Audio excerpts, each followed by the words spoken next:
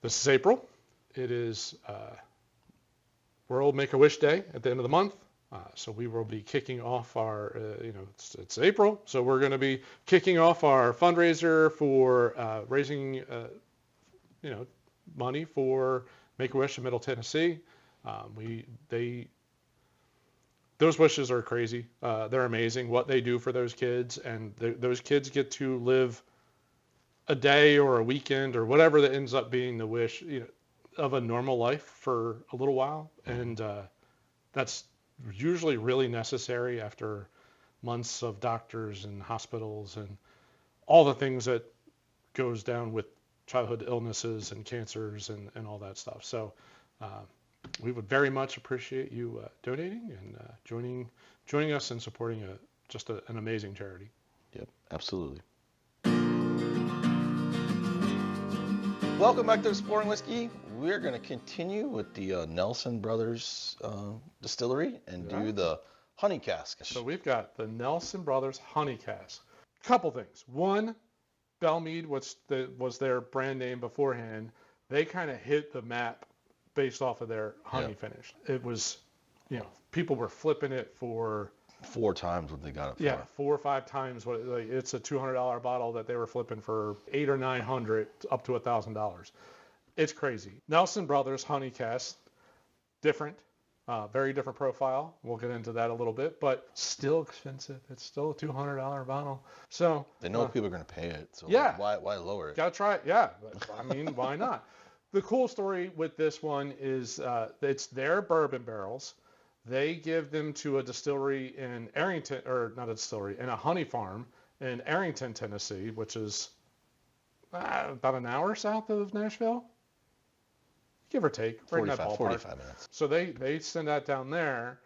They age their honey in the used bourbon barrels, and then when they're done aging the honey in the used bourbon barrels, they give the barrels back, and they finish their bourbon in those barrels for 6 to 8 months. It's kind of cool, like circle of life thing going on. I wonder how many times they reuse those barrels. You could go back and forth, I guess. Why not? Bourbon with honey, and then honey with bourbon, and bourbon with, you could probably do that a couple times, I'm sure. At some point, it's probably not going to get into the wood too much at that point. I would think that the honey would just make it seal it up. Yeah, seal it off. Yeah, absolutely. Because we were talking to, was it Doug at Wheeler's Raid? Wheeler's Raid, yeah. I drew a blank on the name of the place. When they did their honey, I felt like he said there was another process in it. Like they put honey flashed it. They put honey in a barrel. So it was crystallized. Spun it. Yes. Made sure it coated everything, and then like burn it. Yeah. To crystallize the sugars. Yep. Very different process than actually aging honey in the barrel. Yeah. You expect way more honey impact. Yeah. Already off the nose, like the Belle Meade, as soon as you put your nose in there, it's just honey. It's just honey. So I hinted at this. The Belle Meade is super, super honey forward. It's good, but it's super sweet, very honey forward. That is not what this one is. I don't know about every year, but this particular one is not super honey forward. It's more of a hint of honey, bit of honey. Like right? Wheeler's is like that. Yeah, exactly. You can tell there's a sweeter note to it, but it's not the primary note. No, it's just a faint honey.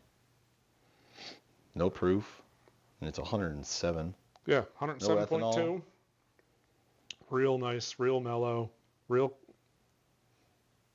no harshness, kind of all mellowed out.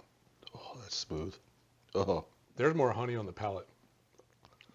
There's a lot more honey on the palate, and very coating, like totally coats your mouth, almost like when you have tea and you put like way too much honey in there, and you're like, to put too. That's almost what it is. But it's not grossly sweet. This is a dessert pour. It's definitely a sweeter pour. There's no question about that. It's not grossly sweet, but it's very sweet. That opened up too, because the very first time I took a pour of that, It was a little aggressive, a little tight, and I didn't get This that is one much of honey. those because it's so easy to drink and it's 107 proof. Yeah, that's If dangerous. you're not paying attention, it's going to catch up to you. The price makes it so that you don't plow through this guy. This is a $200 bottle. They have not, to Eric's point, they didn't need to, so why drop the price when it's still flipping? Even this one is flipping secondary $600, $700, $800. Mm-hmm. And it doesn't have the same notoriety, honestly, as the Belle Meade does. I like the feeling. This is like if you had a cold with a little bit of cough, a little sip of this. Yeah. That fix everything. That fixed everything. Yeah, I like that, and you could see it. Like Sweet. it just coats the glass. Like, yeah, I would be scared to put an ice cube with this.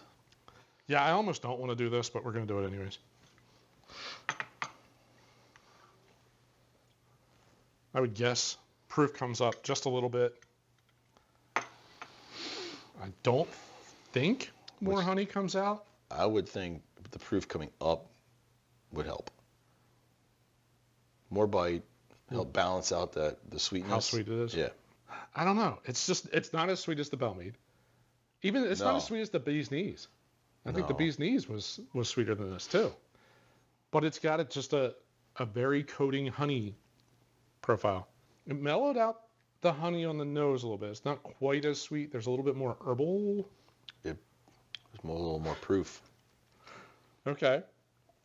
But not like in a bat. Like Mm-hmm. I think it's a good balance. Oh, it's still so sweet right on the tip of your tongue. Yeah, but on the back end, It's a little bit more warming, a little bit more. First sip, I'm actually fine with water. Yeah, that didn't hurt it. I'm surprised. I really I just thought feel like it it's was, more balanced. I really thought it was gonna just mess it up, but that's not too shabby on a sip. No, my mouth still is just honey sweet. The aftertaste. Somebody said, I saw somebody was talking about like honey nut Cheerios, like the malty kind of cereal-y note. Yeah. I don't get get enough them malt all. or cereal kind of notes on this to get there. And I ate a lot of Honey Nut Cheerios as a kid, and my Yep. son eats like it's going out of style. So we always have it, but I don't get that. The hint of honey that's in Honey Nut Cheerios is reminiscent. When you open the bag and you're like, Like, yeah. it's like reminiscent of that idea where, yes, you can taste that there's honey, but it's still not the primary note. The whiskey is still the primary note, and then the honey, it's like 35% of the note. It's more honey than I remember it being.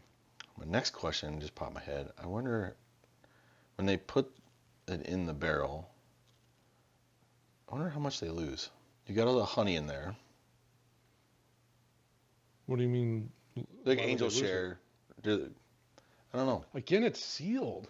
Maybe it doesn't Angel Share. I don't know. I don't know. I don't know how they prep the barrels. But, So if they- that's another. But the thing I'm thinking was like, all right, they're charging $200. Are they losing? I get where you're going. I just think that it's to however long you're aging the honey, like it's probably the fact that there's not that many barrels that actually have, there's probably not enough honey to fill up enough barrels to make it a mass market thing. Hmm. And again, they know they can get the money for it. I bet you it's one of those. They only fill the barrel halfway with honey, and then they flip it or rotate it. That's possible too. Yeah, that's true. That's the other thing we need to ask Nelson Greenbrier. Why do they store their barrels upright? Upright versus on their side, like everybody in Kentucky. Everybody else. Like everyone in Kentucky has it on their side. Well, you don't have to create. You don't have to create build. the saddle for it. Right. You don't have to build all that. You just palletize it. It's a little bit easier, would be my guess. After a nice rich dinner, Yeah. This is your dessert. a solid pour of A this. little creme brulee-ish, right? Maybe a little. Well, I just like that honey sweetness. It just sticks around. It coats your mouth. Totally coats your mouth. Nice little baking spice bite in there, but so sweet. I could just sit here and have another pour. This stuff's so good. Well, we're gonna go into something a little bit sweeter. I know. We still got a little more. Yep, we got one more to go. But I love the concept. It's been around for what, 10 years now? I have No idea. That's a good question. I don't know what the history is there. I feel like they were the first ones to do it. The Honey first ones was. I've heard of it. Agreed. And then obviously other ones have followed suit, which Yep. is just makes sense because it's Very popular and copycat industry. Yeah, you can charge a little bit and yeah, copycat industry. That's a really good way to explain whiskey. You get one thing and everybody does it. Well, Albarana it's is just like the blew craft, up, craft you know? beer. Yeah, it's the same thing. Yep. I mean, we made that comment a number of times. Yeah. Solid bottle. Good luck finding it. Yeah. If you find it and you're willing to pay $500, I don't know if I would go that far. I mean, it's a really good bottle. Again, I don't know. 200. That's already a stretch. And for me, that's already a stretch. Would I maybe go like 3-ish? Yeah, you would. Maybe if I had never had a bottle, maybe. I don't know if I'd go 500. I definitely wouldn't go into the 6, 7, 8s. I just don't feel like. I don't think I'd go there. Nope. No, but the whole honey idea has been fantastic. It's great. Yeah. It's been fun being able to try different distilleries. Yes. And how one is more sweeter than the other. Yeah. One's just a little bit of a hint. One's totally like drinking honey. Yeah. Very different profiles. I'm waiting for more to do it. I know we're kind of on the back end of this trend. Everyone's kind of moved on to other stuff, but there's some other ones that haven't played around with this yet that probably should. I think there's a time commitment here that I don't think a lot of them want to deal with. 6 to 9 months after you've already aged it. 6 years. Yeah, but it's the waiting for to do it right to get a full barrel of like that aged honey in it. That's so now you're talking about a 2-year process probably. I don't know, somewhere's in that ballpark. But you make whiskey. That's obviously there's a pretty substantial return on your investment if you're charging $200. You would think so. So it may be worth it. Again, it's a limited release. Yeah. It's not an everyday. You would think that ultimately it would prove out as a good business model. Yeah. Again, unbelievable bottle. Can't go wrong. Nope. Again, if you find someone's got it, try it. Yeah. Absolutely try it. Definitely, I would drink it after dinner than before dinner. Yeah, it's way more dessert than it is aperitif. And I'm sure there's probably an unbelievable cocktail, but I'd have a really hard time putting a $200 whiskey in a cocktail. But I'm sure Adam could come up with an unbelievable one. Sure he could. Would not need the runny honey for this one. No, he wouldn't. Well, we hope you enjoyed the review. As always, if you did, we'd really appreciate the support of the channel, and encourage you to hit that like button at the bottom of the screen. Hey, if you like this review of the Nelson Greenbrier Honey Cask, link right up here to a playlist of all of our Nelson Brother reviews that we've done. We've done a lot of different finishes and a lot of very good whiskey. Good local whiskey. I love that. Yep. So, all right. Well, we're going to wrap this up. We appreciate you joining this episode, and we look forward to seeing you on the next one. See you on the next episode. Thanks for watching. Cheers.